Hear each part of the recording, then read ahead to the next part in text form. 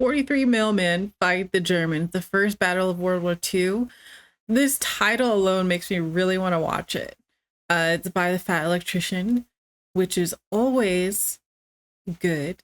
The videos are always great. So yeah, let's get started. All right, let me set the scene for you. It's September 1st, 1939. It's Friday, but you've got a job.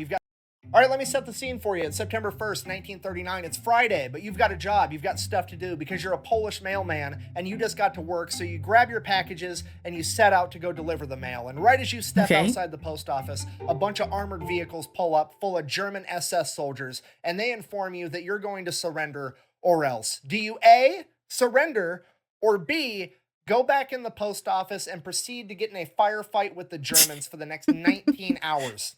Today we're talking about the most gangster.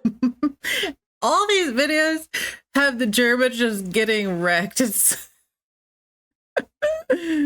like post office of all time. They're always getting in fights. World War II, when 43 Polish mailmen went toe-to-toe with the German SS for 19 hours. But first, a word from our sponsors. This video is brought to you by my favorite sporting goods store, Shields. They've got over 35 retail locations all across the United States. And if you can't make it to one of these incredible retail locations, they also have an even better online store that I'm going to have linked in the description down below. And of course, our newest sponsor, Zaka Life Go Balm. It's made in the USA, 100% organic, full-spectrum CBD balm that you can put on any ache, any sprain, or athletic injury, and it's going to make it immediately feel better. This is one of the few times that I've actually approached a company to rep their product and not the other way around, because I actually use this stuff, okay? I'm 30, I'm fat, I've been doing construction for years, things hurt, this makes it not hurt. So if you're in the same boat as me, go ahead and give this stuff a try over at ZakaLife.com. Use the discount code FAT5 to save some money. Let's get back to the video. All right, important background info. This is the German Empire before World War I. Got it? Okay, great. This is the German Empire after World War I. Notice how Poland cuts it in two. Whoa, and at the very tippy top I looked of away. Poland cuts it in two. And at the very tippy top of Poland, do it again. All right, important background info. This is the German Empire before World War I. Got it? Okay, great. This is the German Empire after World War I. Notice how Poland cuts it in two. And at the very tippy top of Poland, there is the free city of Danzig. Okay, what is a free city, and why does that map seem to imply that it is its own country? Well, because basically it is. It is its own sovereign entity with its own passports, its own currency, and its own form of government. You see, at the end of World War I, when they were negotiating the Treaty of Versailles, both Germany and Poland really wanted dominion over the city of Danzig, because as you can see, it's built on the coast of a perfect geographic harbor. This made it a major port city and an economic powerhouse, which is why Germany and Poland were both fighting over it, and they were fighting over it for so long same that old it would story end up holding up the always entire happens. Treaty of Versailles. And finally, the League of Nations stepped in, and they're like, hey, okay, well now neither one of you are going to get it. It's going to be its own sovereign entity, its own little thing, whatever. We don't have time for this. Moving on. So it's a good idea. The city of Danzig was founded in 1920. However, considering that pretty much the entire population was either German or Polish, Danzig decided that they were going to grant a bunch of extraterritorial properties to either country, and one of those properties would be the Polish post office, which was just that, sovereign Polish territory. And that's pretty much all the background info you need. So fast forward to April 1939, things are getting real tense between Poland and Germany. Hitler's been in power for the last 6 years, the Nazi movement is well underway, and for the last couple of years, a ton of hardcore Nazis referred to as the brown shirts have basically been trying to intimidate Polish people to move out of Danzig so they can reestablish it as part of Germany. That's crazy. So even though it was declared its own area, the Germans decided to still try to move in. Poland, seeing this, decides, hey, they might try something soon on our extraterritorial properties, so we're going to take a single army combat engineer by the name of Konrad Gdarsky. We're going to send him over to the post office. He's going to help fortify that position and teach all the mailmen how to fight. That way, hopefully they'll be able to hold the post office for like an hour or two while the army has time to get in there and defend it. So Konrad shows up at the post office. He's got a bunch of pistols, some carbines, a couple of crates of grenades, and 3 Browning 1928s, which as you can see is just the Polish equivalent of the American BAR. At this point, there's 56 people working at the post office. Konrad explains the situation, says he's taking volunteers for who wants to be part of the security force in case shit goes down. 42 people volunteer. He then begins training them and giving them a battle plan, and everybody else is just going to go run and hide in the basement if anything does go down. So for the next 4 months, Konrad is both training the mailmen and building up fortifications. He ends up establishing one of the mailmen as the second in command, and that is Alphonse Flizikov. Tchaikovsky. All right, fast forward September 1st, 1939. It's Friday. All the mailmen show up. They start getting their packages together. And while they're all in the post office getting ready to go out on their routes, 180 German SS soldiers roll up with 3 armored cars equipped with 20mm guns and cut the power to the building. Okay, it is like 4 o'clock in the morning and the German military They really knew exactly what was going to happen. The mailmen are like, oh,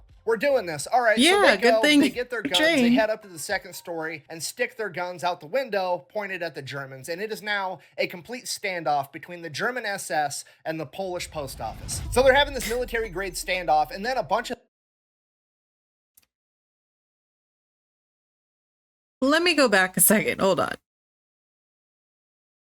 Danzig so they can reestablish it as part of Germany. Poland, seeing this, decides, hey, they might try something soon on our extraterritorial properties, so we're going to take a single army combat engineer by the name of Konrad Gdarsky. We're going to send him over to the post office. He's going to help fortify that position and teach all the mailmen how to fight. That way, hopefully, they'll be able to hold the post office for like an hour or two while the army has time to get in there and defend it. So Konrad...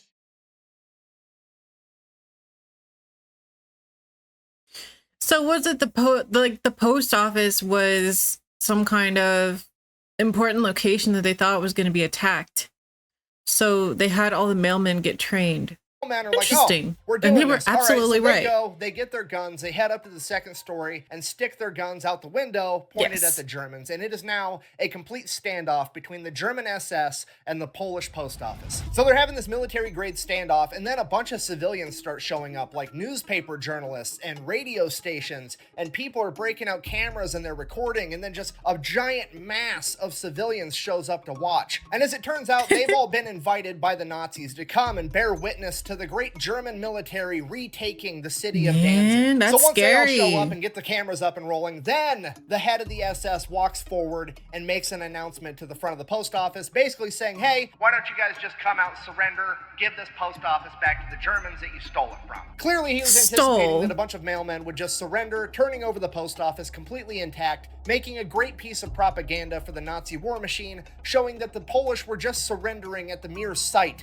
of the great German army. But what he got instead was 43 Polish mailmen that responded who were trained. How about no? So now the leader of the SS is absolutely furious because his little publicity stunt just backfired, and now the Polish mailmen are making him look bad. So he's absolutely going to attack. But here's the thing. He has to attack and try to preserve the post office itself to not destroy the building, because that's the whole point. They're trying to reclaim the city, not destroy it. But then nothing happens for like half an hour. It's still just a standoff, and the Polish mailmen are like, are we fighting or not? What's they happening? Didn't plan for this? Stand here all the day Germans pointing guns at each other? What's the deal? So they waited, and they waited what felt like an eternity, but in reality, it was only half an hour, because at 4:45 a.m., there would be a huge explosion off in the distance, and that explosion would be the guns of the German battleship, the Schleswig von Holstein, firing on a Polish military outpost. And these are the first shots of World War II, officially starting the invasion of Poland. This would also be the signal for the SS to begin their attack on the post office as they open fire. Here's the thing with that. The mailmen were inside of a brick building on the second story with machine guns, and the 180 Nazis were standing out in the middle of the street with 3 armored cars. So as soon as the Polish defenders opened fire with their BARs, the Nazis realized that they had made a strategic fucking error, as all of them frantically ran, and all 180 of them tried to hide behind these 3 armored cars. So now all the Nazis are pinned down behind these 3 armored cars, and the 3 armored cars turn their turrets with their 20mm guns and begin firing on the front door, trying to break it in so that all the soldiers can rush into the building. So the mailmen, realizing what they're doing, they grab their rifles, their grenades, and their BARs, and they run downstairs and set up firing positions behind the service counter of this post office, as all the guns are just aimed at the front door, waiting for the Germans to break through it and rush in. Okay, do you understand what I'm telling you right now? World War II literally started off like a shitty joke. 180 Nazis walk into a BAR. So the Nazis finally blow open the front door, and 10 of them come running inside, to which the mailmen are like, "You've got mail." 4 of them are killed immediately and another 6 are wounded as the entire German advance screeches to a halt and they turn around and are forced to retreat as they come to the painful realization that the Polish mailmen are quite literally hitting their birth certificates with the return to sender stamp. Now, to be completely fair, there's another battle happening at this exact moment in Danzig over in the naval shipyard. However, it is entirely within the realm of possibility that these 4 Nazis were the first men to die in World War II, and it was from mailmen with machine guns. As soon as the initial wave of Germans fell back, there was a huge explosion on the other end of the post office. Konrad Gadersky takes off running towards it with nothing more than his pistol and some grenades. As he gets there, he turns the corner, seeing that the Germans... I love that they placed him there and he's just there. He's there for this moment. Like, they really planned this out well. Germans had blown an enormous hole in the brick wall of the post office as he begins throwing grenades into an entire platoon of Germans attempting to advance on him before being gunned down. Konrad was credited with killing 4 Germans with those grenades and giving the postmen just enough time to get to that position and defend themselves, again driving the Nazis back and forcing them to retreat. And again, we don't know this for sure because there's another battle happening at this exact moment, but it is entirely within the realm of possibility that Konrad Gadersky has just become the first man to give his life fighting against the Nazis. With the Germans retreating and Konrad Gadersky down, the second man in charge, Alphonse Flizikowski, rises to the occasion and begins instructing all the other postal workers what to do, getting them back into a fighting position, anticipating a third attack. But the Germans are so mad and so embarrassed that their publicity stunt is failing this bad that they don't want to risk it, and they decide that they're going to call for backup. Bear in mind, it's like 5 o'clock. 5 in the morning. Yeah. It's embarrassing. You brought all the whole town there to watch, and look how it went. That's so funny. Wait 6 hours until they can get reinforced by the regular German army, and they can show up with artillery. They have to show up with 2 75mm field guns and a 105mm gun, just so they could bombard the entire post office. So well, what's the point at that point? It's all destroyed. Artillery, and then send in another attack, and they're still pushed back yet again. With German command having no idea what to do, they just start using everything they have. They get mortar teams out there, and the mortarmen start trying to drop mortars on the post office, but they're so inaccurate, they end up posing more of a threat to the Germans than they do to the Polish mailmen. So they have to call off the attack. They issue a 2-hour ceasefire and tell the Polish guys, like, hey, you got 2 hours, think about it, you should probably just come out and surrender. Over the next several hours, the Germans would dig underneath the wall of the post office and plant 1,200 pounds of explosives. The Germans would then blow an enormous hole in the post office wall as they rushed in to ambush the mailmen. But the Polish... What is the point? You've now destroyed the building. Like, mailmen refused to surrender as they retreated back to the thing you were basement, supposed to do. There was one way in and no way out. And yet again, the Germans have no idea what to do from here because the Polish mailmen are just sitting at the bottom of this staircase with 3 Browning machine guns waiting for them to try to come get them so they can gun them down. And the Germans have no idea how to proceed. At this point, the German commander comes to the realization that these mail carriers are not going to quit defending their post office as long as there is a post office to defend. And he is just going to get rid of the entire building altogether as he orders the Danzig Fire Department to begin flooding the basement full of gasoline. The mailmen immediately recognize the smell and begin evacuating the basement as quickly as they could, but not before the gasoline would be ignited by a grenade, killing 3 of them before the rest could escape. With the building burning and nowhere else to go, many of the postal workers decided that they wanted to surrender, but Alphonse Flizikowski and 5 other men knew that if they surrendered, they would not be treated well by the Nazis. So they decided that they were going to try to run and escape. The other 36 mail carriers decided to surrender, leaving the building under a white flag. The Germans immediately shot and killed the postal worker that was carrying that white flag and took the remainder as prisoners. Of the other 6 postal workers that escaped, Alphonse Flizikowski and 1 other would be captured the next day on September 2nd, as the other 4 would actually escape and get away. This would bring the total count of mail carriers that were captured to 38. Over the following days, 10 of them would die in the hospital due to injuries they sustained during the battle and during the fire. The remaining 28 were then declared illegal combatants by the Nazis, and they were all sentenced to death. This decision would later be declared a war crime because these men were not illegal combatants. They were trained and led into battle. They were in their own place. An active and serving military officer in the Polish military. Under his command and the command of Alphonse Flizikowski, 43 mailmen went toe-to-toe with 180 German SS soldiers reinforced with artillery and armored cars. 8 of them would die in combat, taking with them 10 Nazis and injuring 22 more. And those are just the official numbers from the Germans, which are most likely understated due to their extreme embarrassment. Thank you for watching. Best way to support the channel is go check out thefatelectrician.com. Quack bang, out.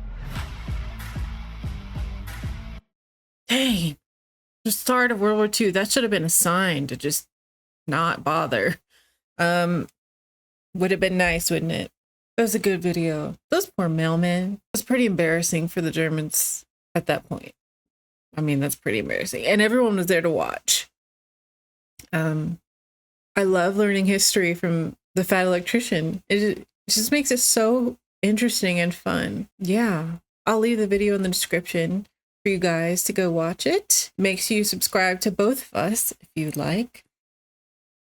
And let me know in the comments if there's anything you want me to watch. And I will see you in the next one.